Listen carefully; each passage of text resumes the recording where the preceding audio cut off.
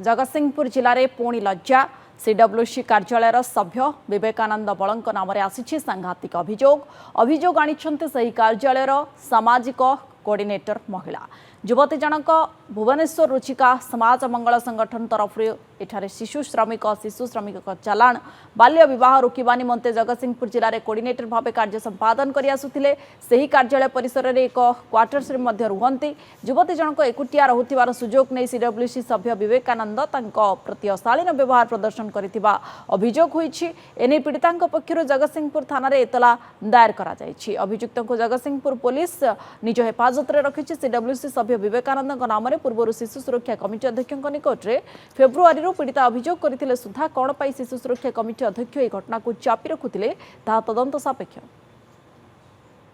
It is a part of investigation. जो कल detail मतलब इंक्वायरी करने के बाद जो रिवील होगा वो आई विल इन्फॉर्म यू। नहीं, सेक्सुअल असॉल्ट काइंड ऑफ नहीं है, it's kind of sexual harassment. किछि दिन हेलानी हमरो जने वर्कर एठी जे काम करछंती तांको गोटे सेक्सुअल इंटेंट रखी जने टच करथिले जने सीडब्ल्यूसी मेंबर एवं से विषय रे हमें अभियोग करछु।